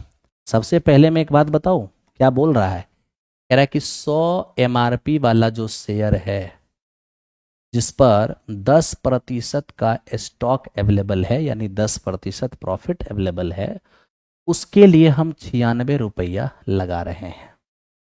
तो मुझे ये बताइए x रुपया के भाव वाले, यानी कितना रुपए के भाव वाले जिस पर 12% के स्टॉक अवेलेबल हैं, लगाए गए, लगाने पर बराबर आय प्राप्त होती है, तो x का मान क्या होगा। मेरे दोस्त याद रखना, ये जो आपको लाभांश मिलता है स्टॉक मार्केट में, उस शेयर के अंकित मूल्य पर मिलता है। तो शेयर का अंकित मूल्य तो 100 है, अब 100 का 10%, तो आपको कितना लाभांश प्राप्त होगा, 100 का 10% 10 लाभांश प्राप्त करने के लिए आप पैसा लगा कितना रहे हो मित्र मेरे, आप 96 लगा रहे हो। ठीक है, अब हम आपसे ये पूछेंगे कि 1 रुपया लाभांश प्राप्त करने के लिए कितना लगाना होगा, 96 और बटा 10। कायदे से आपको मेरे दोस्त कितना लाभांश चाहिए, 12। तो अगर हमें 12 लाभांश चाहिए तो फिर क्या हमें लगाना होगा, तो 96 और बटे में 10 और इंटू मेरे दोस्त 12। ठीक है, आप आराम से ऑपरेशन कर लीजिए। तो देखिए यहां पर हो जाएगा 12 6 72, 12 नमे 108 और प्लस में 7 हो जाएगा 115। एक अंक पहले डेसिमल, एक अंक पहले डेसिमल। तो मेरे दोस्त अब आप ही यहां से देख सकते हैं 115.2। अब 115.2 तो आप देख लीजिए कि 100 से कितना ज़्यादा है ये, अरे 100 से कितना ज़्यादा है ये, केवल और केवल 15.2। और 15.2 का मतलब क्या होता है मेरे मित्र, लगभग 15। यानी इस क्वेश्चन का आंसर जो है लगभग 15 होगा, अप्रॉक्सीमेट। ठीक है, चलिए आइए नेक्स्ट क्वेश्चन पे चलते हैं। अब आप मेरे दोस्त इसको जरा देखिए, देखिए ये क्या है, कह रहा है कि 1800 रुपए के 6% स्टॉक को 8 अवमूल्य पर बेचने से कितना धन प्राप्त होगा अगर दलाली 1/4% हो। ठीक है, सबसे पहले तो हम आपको ये पूछना चाहते हैं कि ये अवमूल्य का मतलब क्या होता है। अवमूल्य का मतलब होता है डिस्काउंट, छूट। ठीक है भाई, और हमेशा आपको ये बात याद रखना है कि ये जो छूट दिया जाएगा वो एमआरपी पर दी जाएगी और दलाली भी एमआरपी पर ही दी जाएगी। अब देखिए जैसे हम अगर शेयर खरीदेंगे बस शेयर मार्केट में, तो दलाली हमें पे करना होगा, यानी कि जो भी शेयर का प्राइस होगा उसमें दलाली जोड़कर जितना आएगा वो हम पे करेंगे। लेकिन जब हम शेयर बेचेंगे तो वैसी स्थिति में जितना बिक्री मूल्य होगा, मतलब जितना में हम बेचना चाह रहे हैं, उसमें से दलाली क्या होगा, हटाना पड़ेगा। ठीक है, तो मित्र मेरे अगर हम ये मान लें कि एक शेयर का जो बाजार मूल्य है यानी जो अंकित मूल्य है वो 100 रुपया है।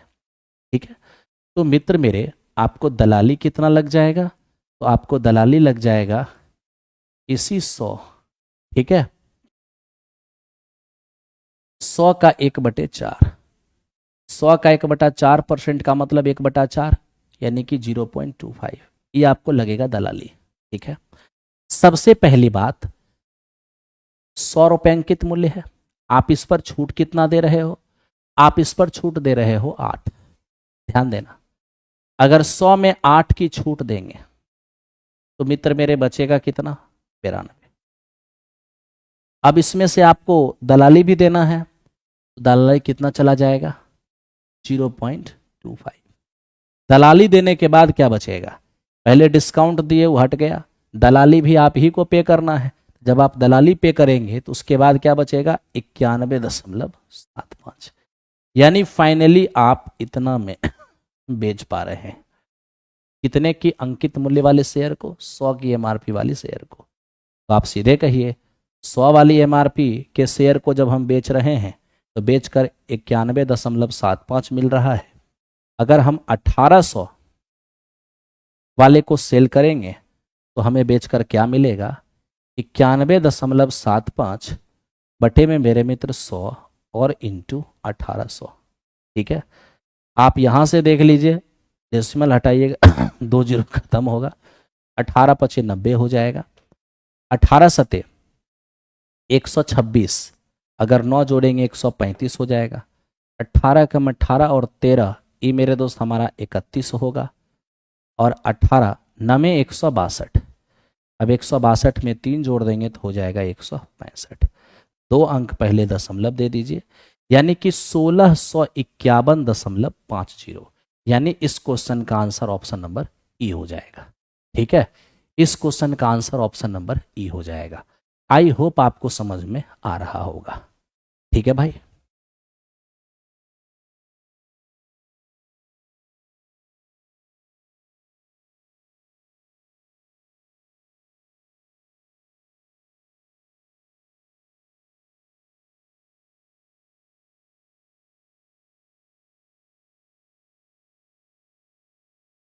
चलिए अब इस पर आइए, इसको जरा देखिए कि ये क्या है।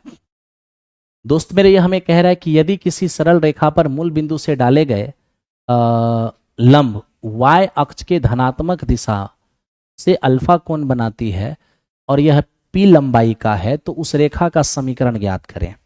सबसे पहले मैं आपको ये बताता हूं, ठीक है, मैंने कंसेप्ट भी आपको दिया है, पुनः मैं उसको डिस्कस करता हूं। ये हमारा x एक्सिस है, ये हमारा y एक्सिस है, ठीक है, और मित्र मेरे ये हमारा एक लाइन है। ठीक है, हमें कहा कि उस लाइन का इक्वेशन बताइए जिस पर ओरिजिन से डाले गए लंब की लंबाई p है, और ओरिजिन से डाले गए लंब की लंबाई p है, और ये लंब धनात्मक x एक्सिस के साथ थीटा कोण बनाती है। कितना, धनात्मक x एक्सिस के साथ थीटा कोण बनाती है। ठीक है दोस्त, जानते हो इस लाइन का जो हमारा इक्वेशन होना है, x cos theta plus y sine theta और बराबर में p, x cos theta y sine theta और बराबर में p। ठीक, तो ये याद रखना कि ये जो कंसेप्ट है, यहां जो थीटा यूज करना है वो x एक्सिस के पॉजिटिव डायरेक्शन में यूज करना है। ठीक है, बने कोण को, जबकि इस क्वेश्चन के अंदर क्या कहा है, y अक्ष के धनात्मक दिशा, यानी ये आपका हो गया x एक्सिस, ये आपका y एक्सिस, और मेरे दोस्त ई है आपका वो लाइन जिसका इक्वेशन मांग रहा है। आप ही सोचिए, इस पर ओरिजिन से डाले गए लंब की लंबाई p तो है, लेकिन कह रहा है कि ये जो लंब है ये पॉजिटिव y एक्सिस तो यही है, पॉजिटिव y एक्सिस के साथ क्या बना रही है, अल्फा कोण बना रही है। अब सबसे बड़ा सवाल है कि ई तो मेरा पूरा 90 होता है, हाँ, अब 90 में ये अगर अल्फा है तो कहीं ना कहीं मेरा 90 माइनस अल्फा हो जाएगा। जी हाँ, बिल्कुल हो जाएगा। ठीक है, आइए अब आराम से इस लाइन का इक्वेशन लिखिए। एक्स कॉस थीटा के रूप में एक्स अक्ष के साथ बनाया गया एंगल लेना होगा, ये वाली angle, x cos theta plus y sine theta, ये मेरा 90 माइनस अल्फा हो जाएगा, बराबर कितना, बराबर हो जाएगा p। ठीक है, अब यहां से देखिए x cos 90 माइनस थीटा, ये हमारा साइन थीटा होगा, y साइन 90 प्लस थीटा, ये हमारा cos थीटा होगा, और बराबर हो जाएगा p। इस प्रकार इस क्वेश्चन का हमारा आंसर हो गया x sine alpha plus y cos alpha बराबर p, x sine alpha plus y cos alpha बराबर p। ठीक है, उम्मीद है आपको समझ में आया होगा।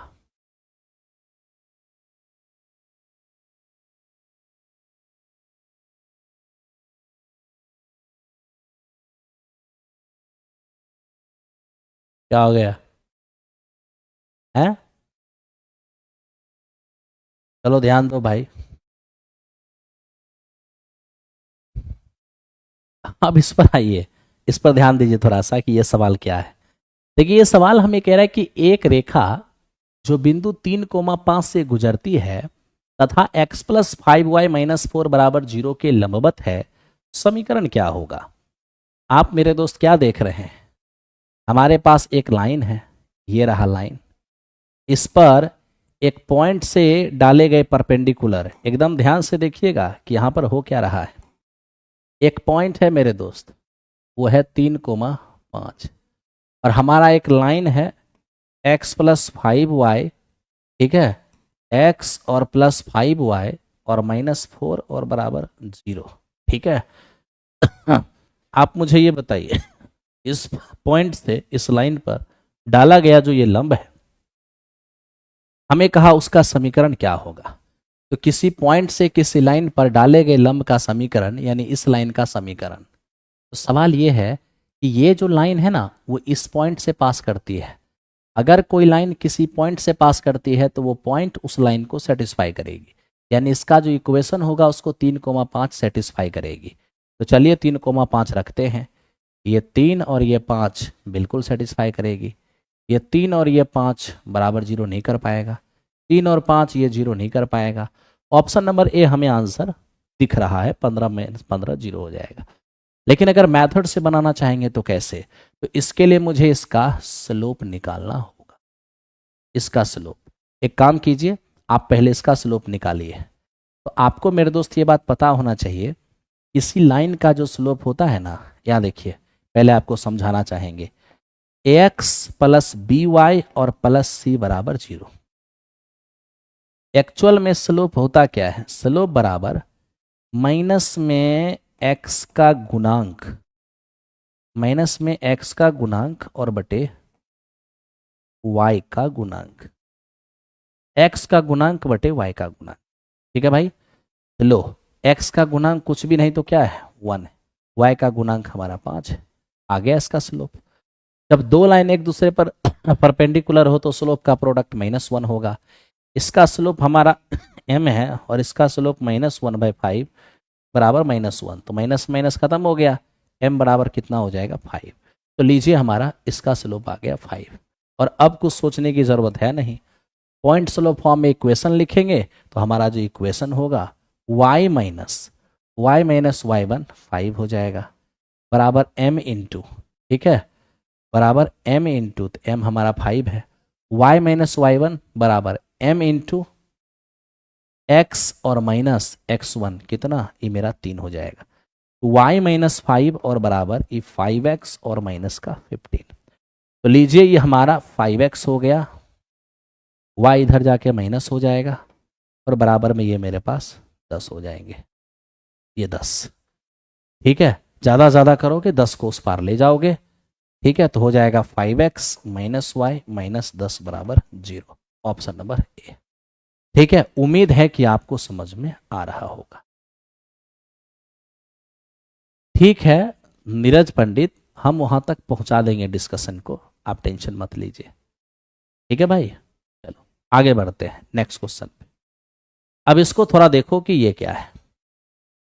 67.5 रुपये प्रति केजी मूल्य के चावल को 60 रुपये प्रति केजी वाले मूल्य के चावल के साथ किस अनुपात में मिला दें कि मिश्रण का मूल्य हमारा 64 रुपये प्रति केजी हो जाए।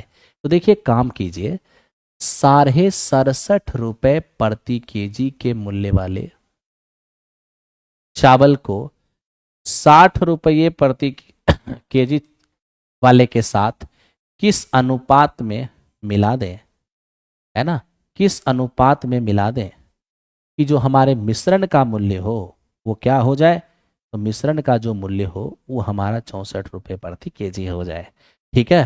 ध्यान देना, 67.5 और 60 वाले प्राइस के चीनी को किस अनुपात में मिला दें कि मिश्रण का जो मूल्य हो वो 64 रुपये प्रति केजी हो जाए, ठीक है।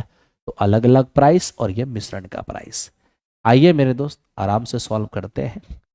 अब इन दोनों का डिफरेंस लेंगे तो 3.5 हो जाएगा, और इन दोनों का डिफरेंस लेंगे तो 4 हो जाएगा। हम यहाँ से डेसिमल हटाएंगे तो 0 होगा। 8 पचे 40 और 7 पचे 35, यानी 8 और अनुपात 7 हो जाएगा। तो 8 अनुपात 7 यही इस क्वेश्चन का आंसर हो जाएगा। बड़े प्यार से आप देख सकते हो, कोई दिक्कत नहीं है। ठीक है, ये था हमारा 35 नंबर सवाल। चलिए अब 36 पे चलते हैं और देखते हैं ये क्या है। X square minus 7x plus 12 बराबर 0, ये मूलों का गुणनफल क्या होगा? मेरे दोस्त ये प्रोडक्ट ऑफ रूट्स। तो प्रोडक्ट ऑफ रूट्स क्या होता है, यहाँ ध्यान रखो, पहले समझो। ax स्क्वायर और प्लस bx प्लस c बराबर 0। ठीक है भाई। अब यहां से आपको ये देखना है मित्र, मूलों का जो योगफल है माइनस b बाई ए, मूलों का जो गुणनफल है वो हमारा c बाई ए। ठीक, तो आप भी यहां से देख लीजिए, मूलों का जो गुणनफल होगा c बाई ए, तो 12 और बटा में आप 1 डालिएगा, 1 डाल दीजिए, आपका 12 हो जाएगा। ये इस क्वेश्चन का आंसर हो गया। ठीक है मित्र, चलिए अगले सवाल पे। अब देखिए ये क्या है, कह रहा मिल्क और वाटर के मिश्रण का परिमाण 60 लीटर है, जिसमें 10% पानी है। इसमें और कितना पानी मिला दें कि पानी का प्रतिशत 25 हो जाए? अब ये देखिए, मिल्क एंड वाटर का जो रेशियो है, पहले इसमें 10% पानी था। पहले जब 10% पानी था, इसका मतलब मिल्क उस समय 90% रहा होगा। और जिस वक्त पानी हमारा 25% है, तो उस समय मिल्क हमारा 75% हो गया होगा। ठीक है मेरे दोस्त, तो चलिए अब ध्यान से देखिए, ये मिल्क एंड वाटर, ये 90:10 यानी कि 9:1। 75 और 25 यानी 25 तिया 75 और 25 एकम 25। तो आप मेरे दोस्त यहां से देख पा रहे हैं कि इनिशियल में मिल्क एंड वाटर का ये रेशियो है, आज मिल्क एंड वाटर का ये रेशियो है। अब सवाल यहां पर यह है कि 9:1 से 3:1 कैसे हुआ? तो कहोगे कि इसमें कुछ पानी मिलाया गया। ठीक है, और कितना पानी मिलाया गया यही तो मुझे पता करना है। तो सवाल मेरे दोस्त यहां पर यह है कि मिलाया गया है पानी, दूध तो नहीं मिलाया गया। तो जो चीज, दो चीज के रेशियो में अगर किसी एक में कुछ चीज मिलाए हैं या किसी चीज को हटाए हैं और रेशियो अगर चेंज हो रहा है, तो जिसमें छेड़छाड़ हुआ है उसमें परिवर्तन चलेगा, जिसमें कोई छेड़छाड़ नहीं उसमें परिवर्तन नहीं चलेगा। यानी यहां पर मिल्क को सेम होना चाहिए। ये 9 है तो मिल्क को यहां भी 9 होना पड़ेगा। इसके लिए 3 से गुना, तो 3 से इधर भी गुना हो जाएगा। तो बताइए मिल्क आपका तो सेम हो गया। आप कहोगे हाँ, पहले वाटर 1 था, अब वाटर 3 है, तो कितना वाटर मिलाया गया? 2। अब देखिए 2 का मान कितना। तो मेरे दोस्त ये अगर हम 2 की बात करें, ठीक है, ये जो हमारा 2 मिलाया गया, ये 2 का मान, एकदम ध्यान से, यही 2 का मान मुझे निकालना है, कितना पानी मिलाया है। मैं मालूम क्या है, इनिशियल मिश्रण। इनिशियल में मिल्क 9, वाटर 1, तो 9 और 1 कितना? 10। अब 10 का जो मान है इनिशियल में, वो मिश्रण हमारा 60 लीटर है। 10 का मान 60 लीटर है, तो 1 का मान 6 लीटर होगा, तो 2 का मान क्या होगा? 12 लीटर होगा। तो मेरे दोस्त ये हमारा हो जाएगा 12 लीटर। ये हमारा 12 लीटर हो जाएगा। बड़े आराम से आप कर सकते हो, कोई दिक्कत नहीं। ठीक है, चलो अब आते हैं इस पर, और इसको देखिए क्या है। कह रहे कि ए और बी 2 इंडिपेंडेंट इवेंट हैं, पी ए का मान इतना, ए यूनियन बी इतना, तो बताइए पी बी का मान क्या होगा? तो याद रखिएगा, probability of A union B, independent event के लिए probability of A plus probability of B और माइनस प्रोबेबिलिटी ऑफ ए और इनटू प्रोबेबिलिटी ऑफ बी। ठीक है, तो आप देख लीजिए जरा सा, ए यूनियन बी क्या है हमारा? 0.45 है, प्लस बराबर पी ए कितना है? 0.15। पी बी कितना है? एक्स मान लेते हैं, और ये हमारे पास ये 0.15 है, और पी बी को हमने एक्स मान लिया है। अब यहां से आप देख लीजिए, ये आके इधर घटेगा तो 0.30 हो जाएगा, बराबर। अब इनमें से x कॉमन आएगा, 1 माइनस 0.15 हो जाएगा। तो मेरे दोस्त ये हमारा 0.30 और ये इधर से आ जाएंगे 0.85, ये 0.85 हो गए, बराबर हमारा x हो गया। डेसिमल हटाइए, 6 पंचे 30, 17 पचे 85, x का मान 6/17। तो x का मान 6/17 हो जाएगा। बड़े प्यार से आप कर पाओगे, कहीं आपको कोई दिक्कत नहीं हो।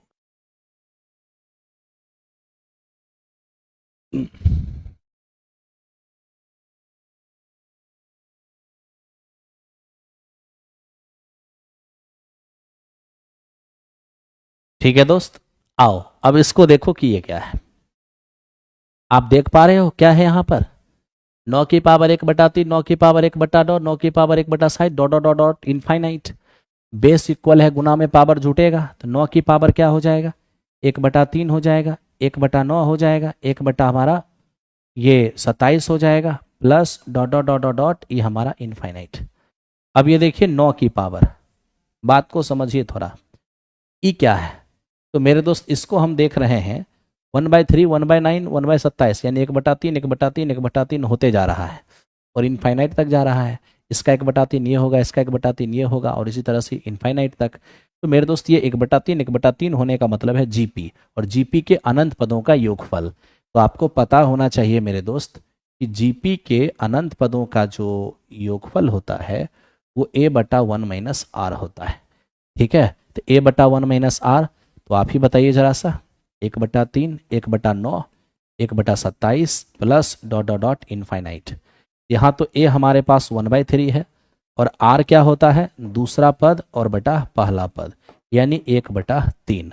तो इस प्रकार से आप a का मान कितना है? 1/3, और बटा 1 - 1/3, फाइनली हो जाएगा 1/2। तो यहां से मेरे दोस्त 1/2 हो जाएगा, ये 1/2 हो गया। 9 की पावर 1/2 का मतलब होता है √9, और √9 का मान हो जाएगा 3। तो इस तरीके से इस क्वेश्चन का आंसर कितना हो गया? 3 हो गया।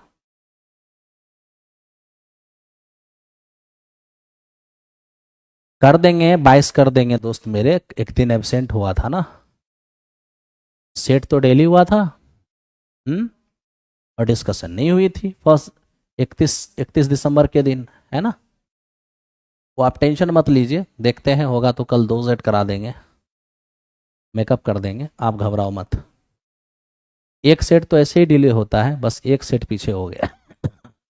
देखो, एक नियमित बहुभुज जिसके प्रत्येक बाह्य कोण की माप 45 है, भुजाओं की संख्या क्या होगा? देखो, 360 डिग्री में एक बहिष्कोण से भाग दोगे तो भुजाओं की संख्या मिलेगा। ठीक है, 360 डिग्री में अगर आप एक बहिष्कोण से भाग देते हो तो इस प्रकार n का मान कितना होगा? ये हमारे पास 8 हो जाएगा। तो यहाँ से मेरे दोस्त हमारा 8 हो गया। ठीक है।